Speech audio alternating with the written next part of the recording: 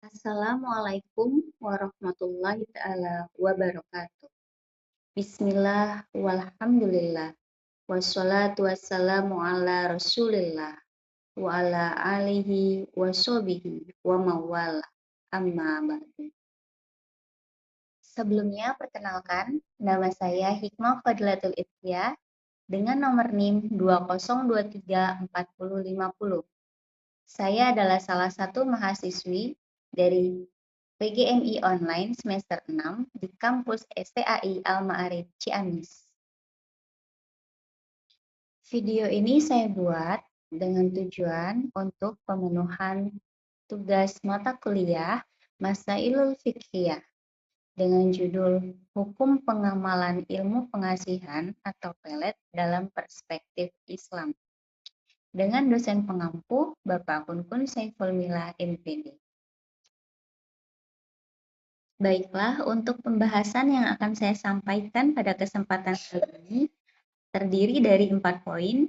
Di antaranya yang pertama ada definisi ilmu pengasih, kemudian yang kedua ada kategori ilmu pengasih, kemudian yang ketiga ada hukum Islam dan dalil yang melandasinya, dan terakhir adalah kesimpulan. Nah, baiklah.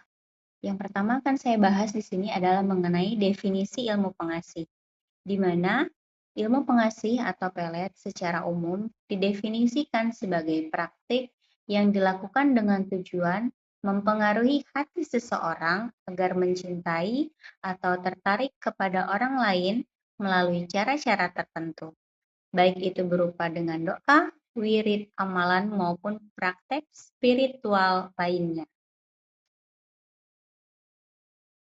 Selanjutnya, untuk kategori ilmu pengasih, menurut jawaban yang saya dapatkan melalui wawancara bersama Kiai Abdul Malik Syafi'i, SHIMH, sebagai Ketua PCNU Kota Palembang, dalam pandangan Nahdlatul Ulama, praktek ini dibedakan menjadi 2 kategori, di mana yang pertama ada pengasih yang dilarang, yang jelas dihukumi haram, yaitu pengasih yang menggunakan bantuan jin, mantra yang tidak jelas asal-usulnya, ataupun yang mengandung unsur sihir.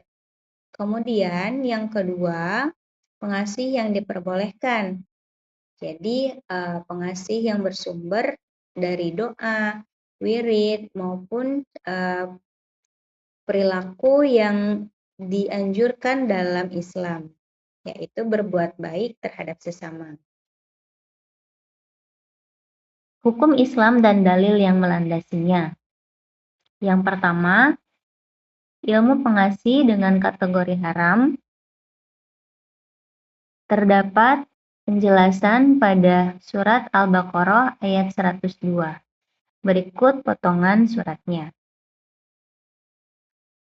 Dan artinya, dan sungguh mereka sudah tahu barang siapa membeli atau menggunakan sihir itu, niscaya tidak akan mendapat keuntungan di akhirat. Dan sungguh sangatlah buruk perbuatan mereka yang menjual dirinya dengan sihir, sekiranya mereka tahu.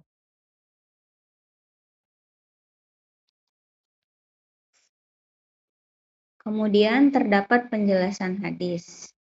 Rasulullah Shallallahu Alaihi Wasallam menjelaskan dalam berbagai hadisnya sebagaimana riwayat berikut, yang artinya barang siapa yang mendatangi tukang ramal dan menanyakan sesuatu kepadanya, tidak akan diterima sholatnya selama 40 hari. Hadis riwayat Muslim. Dalam Islam, secara umum pelet atau guna-guna pemikat itu hukumnya jelas haram dan termasuk syirik. Nah, berdasarkan hadis Nabi Shallallahu Alaihi Wasallam, sesungguhnya mantra-mantra, jimat-jimat, dan pelet adalah syirik.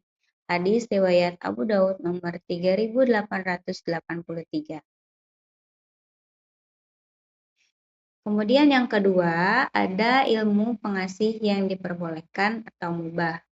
Nah, ilmu pengasih dalam kategori ini adalah cara kita untuk menarik atau memikat seseorang dengan cara langsung meminta kepada sang pemilik hati, yaitu kita langsung meminta kepada Allah dengan cara berdoa, berwirid, kemudian berusaha, berikhtiar untuk mendapatkan perhatian seseorang tersebut, ya, dengan cara berbuat baik agar seseorang tersebut dapat tertarik hatinya, dapat luluh kepada kita.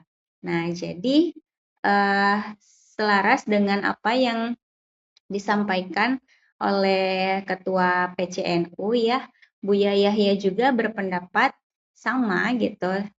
Ada konsep yang dikenal dengan pelet syar'i. Nah, di mana pelet syar'i ini bukan berupa mantra ya, ataupun jimat dan sihir-sihir dengan menggunakan bantuan jin dan sebagainya.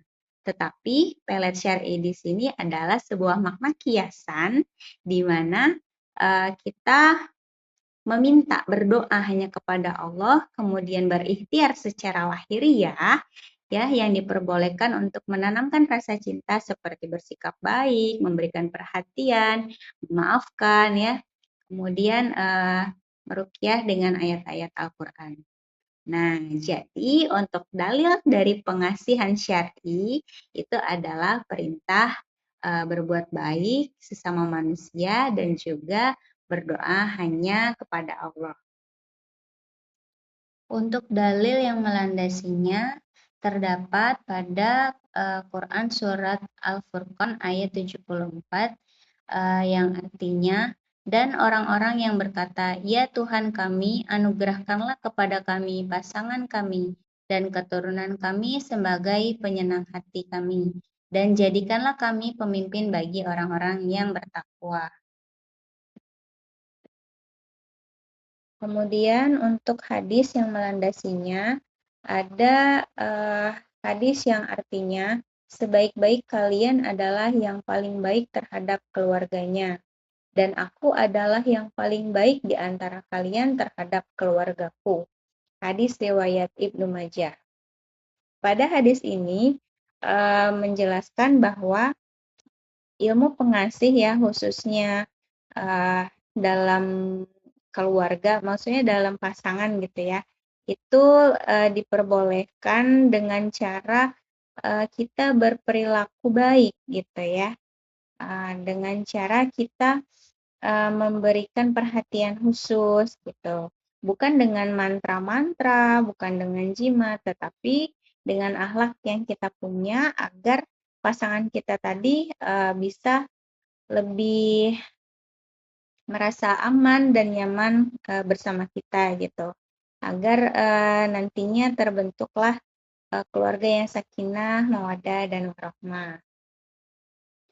Nah, jadi inti dari ajaran makna kiasan dari pelet syar'i ini adalah membangun keluarga sakinah, mawaddah, warahmah itu dengan cara memperbaiki hubungan melalui perbuatan yang baik, melalui keseharian yang harmonis gitu ya, bukan dengan cara memaksakan hati orang lain menggunakan sihir, mantra, dan sebagainya. Tetapi kita menunjukkan keseriusan, menunjukkan ketulusan hati kita terhadap orang tersebut.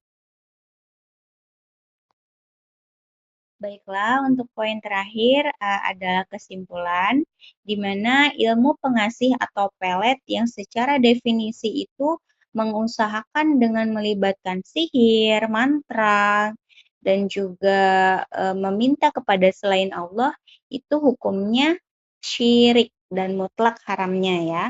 Kemudian untuk pelet syar'i secara makna kiasan, itu dengan cara kita berikhtiar, bersikap baik, menunjukkan pengorbanan, kasih sayang, berdoa, dan juga meminta langsung kepada Allah, sang pemilik hati, itu diperbolehkan. Baiklah, terima kasih atas perhatiannya, dan cukup sekian pembahasan yang dapat saya sampaikan. Mohon maaf apabila terdapat kekeliruan ataupun kesalahan dalam berucap. itu murninya datang dari kebodohan saya, dari kesalahan saya, dan untuk segala pembenarannya itu datangnya dari Allah Subhanahu wa taala. Billahi taufik wal hidayah. Wassalamualaikum warahmatullahi wabarakatuh. Makasih.